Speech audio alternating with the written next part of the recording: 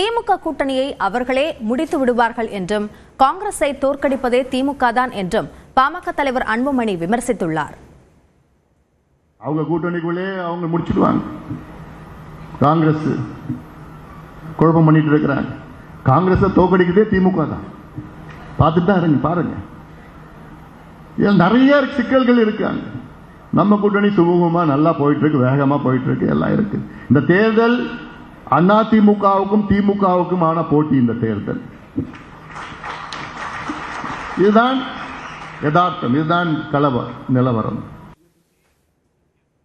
Tamil Nadu 2032 ஆண்டிற்குள் $1 trillion பொருளாதாரத்தை எட்டும் என்று திட்டக்குழு துணைத் தலைவர் ஜெயரஞ்சன் தெரிவித்துள்ளார். தமிழ்நாடு அரசின் 2025-26 ஆண்டிற்கான பொருளாதார ஆய்வறிக்கையை முதலமைச்சரிடம் சமர்ப்பித்த பிறகு நியூஸ் 18 தமிழ்நாடு தொலைக்காட்சிக்கு பேட்டியளித்த அவர், நாட்டின் பொருளாதார வளர்ச்சியை விட தமிழ்நாட்டின் வளர்ச்சி 2 மடங்கு அதிகமாக இருப்பதாக பெருமிதம் தெரிவித்தார். தமிழ்நாட்டுடைய பொருளாதார வளர்ச்சி விகிதம் எவ்வளவு இருக்கு? அதில் மேஜர் கான்ட்ரிபியூட்டரா எந்த செக்டர் சார் இருக்கு? பொருளாதார ரியல் டேர்ம்ஸ் அப்படின்னு சொல்லுவோம்ல, நிலைத்த விலையில் அப்படின்னு சொல்லும்போது அது 11.3 அப்படிங்கிற விழுக்காடில் அது இருந்து கொண்டு இருக்கிறது. அதுதான் இப்போ லேட்டஸ்ட்டாக போன வருஷத்துக்கு உண்டானது. அது இந்தியா ஒரு 6 இதில் வளரும்போது என்ன தமிழ்நாடுங்கிறது கிட்டத்தட்ட 11.3 அப்படிங்கிறது அதோட பெரிய ஒரு கிட்டத்தட்ட 2 பங்கு வளர்ச்சி அப்படிங்கிறது வளர்ந்து கொண்டு இருக்கிறது. அதுதான் இப்போ புதிதாக வந்திருக்கக்கூடிய வெளியுறவுகள் தயாரிக்கக்கூடிய தகவல். இப்போ இதுக்கு மேஜர் கான்ட்ரிபியூட்டர் யார் அப்படின்னு பார்த்தீங்க அப்படின்னு சொன்னீங்கன்னா மேனுஃபேக்சரிங் தான். அது இப்போ பொதுவாக அந்த செகண்டரி செக்டார்னு சொல்லலாம். அந்த செகண்டரி செக்டாருக்குள்ளே 2-3 துறைகள் இருக்குது. அதில் மிக முக்கியமான துறையாக மேனுஃபேக்சரிங். அது உற்பத்தி துறை பெரிய அளவில் அது கான்ட்ரிபியூட் பண்ணியிருக்கிறது. அது கிட்டத்தட்ட 14-15 விழுக்காடு அளவில் அது வளர்ந்துருக்கிறது. அதுதான் மேஜர் கான்ட்ரிபியூட்டர் அதுக்கு.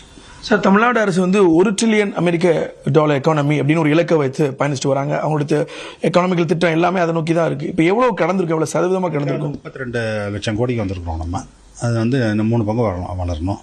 இப்போ வளர்கிற வேகம் இது அப்படியே சஸ்டெயின் பண்ணுறோம் அப்படின்னு சொன்னோம்னாக்கா நம்ம 2031-32 அந்த மாதிரி காலகட்டத்தில் $1 டிரில்லியன் நம்ம தொட்டு விடலாம்ங்கிறது தான் இப்பொழுது இருக்கக்கூடிய ப்ரொஜெக்ஷன்ஸ் எல்லாம்.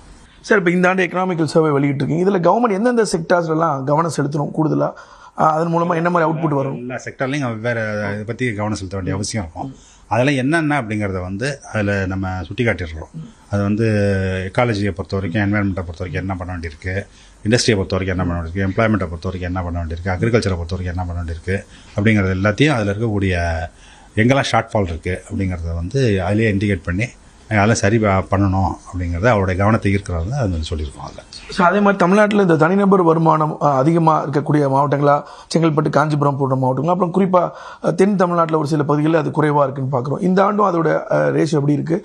சில மாவட்டங்களில் அந்த ரேஷியோ அதிகரிச்சிருக்கு தனிநபர் வருமானம். அது இப்போ தானே அதுக்கு உண்டான வேலைகள்லாம் செய்து கொண்டிருக்கிறாங்க. எப்படின்னா இப்போ தொழில்துறை பரவலாக்கப்பட்டு கொண்டிருக்கிறது. அது தொழில்துறை பரவலாக்கப்படும் பொழுது தான் என்ன தெரியும் அப்படின்னு கேட்டிங்கனாக்கா அதனுடைய தாக்கம் இன்னும் ஒரு 2-3 ஆண்டுகள் 4 ஆண்டுகள் கழிச்சு தான் நமக்கு தெரியும். இப்போது உடனே அது தெரியாது. இப்போ தூத்துக்குடியில் பெரிய அளவில் தொழில்கள் வரப்போது நான் சொல்கிறேன்ல, அதெல்லாம் வந்துடுச்சு அப்படின்னு சொன்னால் அங்கே இருக்கக்கூடியது. இப்போ பெரம்பலூரில் பெரிய அளவில் தொழில்கள் வருது அப்படின்னு சொன்னால் பெரம்பலூரில் இருக்கக்கூடிய மக்களுடைய வருமானம் எப்படிங்கிறது உயருது அப்படிங்கிறது அதெல்லாம் 2-3 வருஷம் கழிச்சு தான் முடியும். நடிகை த்ரிஷா குறித்து பேசிய விவகாரத்தில் பாஜக மாநில தலைவர் நயினார் நாகேந்திரன் வருத்தம் தெரிவித்துள்ளார். அரசியலில் முக்கிய பொறுப்பை வகிப்பவரிடமிருந்து அருவருப்பான கருத்தை எதிர்பார்க்கவில்லை என்று த்ரிஷா கண்டனம் தெரிவித்திருந்த நிலையில் நயினார் நாகேந்திரன் வருத்தம் கூறியுள்ளார்.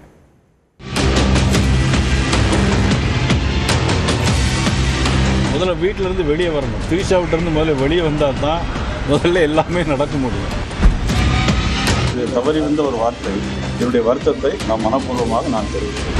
தாவேக தலைவர் விஜயன் அரசியல் நடவடிக்கையை விமர்சித்து பேசிய பாஜக மாநில தலைவர் நயினார் நாகேந்திரன் நடிகை த்ரிஷா பற்றி தெரிவித்த தனி மனித தாக்குதல் கருத்துக்கள் அரசியல் களத்தில் அதிர்வலைகளை ஏற்படுத்தியது.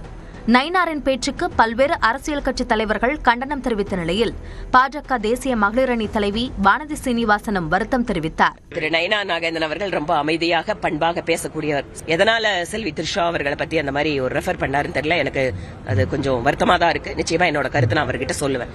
வானதி சீனிவாசனின் கருத்தை கட்சியின் கருத்தாக பார்ப்பதாக பாஜக முன்னாள் மாநில தலைவர் அண்ணாமலை கூறினார். அகில இந்திய மகளிர் அணியினுடைய தலைவியினுடைய கருத்து வருத்தம் தெரிவித்த பிறகு அது கட்சியினுடைய அதிகாரப்பூர்வ கருத்தாகத்தான் நான் பார்க்கின்றேன். அதற்கு மேல நான் எதுவும் பேச விரும்பல. அரசியலினுடைய அடிப்படை பிரச்சனையே நம்முடைய குடும்ப உறுப்பினர்களை முட்டுச்சந்தியில் கொண்டு வந்து நிறுத்தி விடுகின்றோம். இது அடிப்படை பிரச்சனை. அதனால் திரு விஜய் அவர்களாக இருக்கட்டும், எல்லா தலைவர்களாக இருக்கட்டும், பக்குவப்பட்டு இதெல்லாம் கடந்து போவார்கள் என்ற நம்பிக்கை. அதே நேரத்தில் நயினார் அண்ணனை பொறுத்த வரைக்கும் உங்களுக்கு தெரியும், மூத்த அரசியல்வாதி, ரொம்ப பக்குவப்பட்ட அரசியல்வாதி. த்ரிஷா பற்றி பேசியது தொடர்பாக மதுரையில் நயினார் நாகேந்திரன் விளக்கம் அளித்தார். என்ன பொறுத்த மட்டும் தனிப்பட்ட முறையில் யாருடைய மனதும் புண்படக்கூடாதுன்னு நினைக்கக்கூடியது, அவ்வளவுதான். இந்த நிலையில் தனக்கு தொடர்பில்லாத விஷயங்களில் தன்னை இழுக்க வேண்டாம் என்று நடிகை த்ரிஷா கண்டனம் தெரிவித்துள்ளார். இன்ஸ்டாவில் அவர் வெளியிட்டுள்ள அறிக்கையில், அரசியலில் முக்கிய பொறுப்பை வகிக்கும் ஒருவரிடமிருந்து இத்தகைய பொருத்தமற்ற அருவருப்பான கருத்தை எதிர்பார்க்கவில்லை என்று தெரிவித்துள்ளார். தனக்கும் எந்த அரசியல் கட்சிக்கும் தொடர்பில்லை என்றும் இனியும் அரசியலில் நுழையும் எண்ணம் இல்லை என்றும் தெரிவித்துள்ள த்ரிஷா, கடந்த காலங்களைப் போலவே அரசியலில் நடுநிலை வகிப்பேன் என்று குறிப்பிட்டுள்ளார். தன்னுடைய கலைத்திறன் அடிப்படையிலேயே தான் மதிப்பிடப்பட வேண்டும் என்றும் அரசியல் ரீதியாக அல்ல என்றும் கேட்டுக்கொண்டுள்ளார். பொதுவெளியில் தனிநபர் வாழ்க்கை பற்றி பேசக்கூடாது எனும் நியதியை பெரிய பொறுப்புகளில் உள்ளவர்கள் பொறுப்புணர்வுடனும் சமநிலையுடனும் கடைபிடிக்க வேண்டும் என்றும் கூறியுள்ளார். த்ரிஷாவுக்கு தொடர்பில்லாத விவகாரங்களில் அவர் பெயரை தொடர்புபடுத்தக்கூடாது என்று அவரது வழக்கறிஞர் தெரிவித்துள்ளார். த்ரிஷாவின் அறிக்கையை தொடர்ந்து நயினார் நாகேந்திரன் வருத்தம் தெரிவித்தார். அன்றைக்கு இது தவறி வந்த ஒரு வார்த்தை. அதற்கு எங்களுடைய அகில இந்திய தலைவி மதிப்புக்குரிய வானதி சீனிவாசன் அவர்களும் ஏற்கனவே என்னிடம் பேசியிருந்தார்கள். நேற்று கூட முன்னாள் மாநில தலைவர் மதிப்புக்குரிய திரு அண்ணாமலை அவருடைய வீட்டுக்கு சென்றபோது அவரும் இது குறித்து என்னிடம் பேசினார்கள்.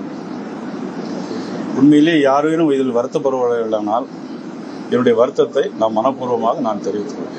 நயினார் நாகேந்திரன் வருத்தம் தெரிவித்ததன் மூலம் இந்த பிரச்சனை முடிவுக்கு வந்ததாக கருதப்படுகிறது.